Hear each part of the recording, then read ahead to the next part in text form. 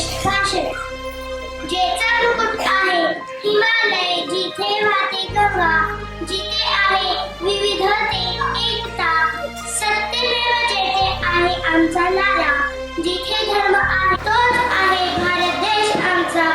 सन्माननीय व्यासपीठावरील मान्यवर, आदरणीय फादर विजय, वंदनीय गुरुजन वर्ग आणि इथे जमलेले सर्व देश बांधवांनो, आज 15 ऑगस्ट आपण सर्वजण इथे आपल्या भारताचा 78वा स्वातंत्र्य दिन साजरा करण्यास एकत्र जमलो आहोत.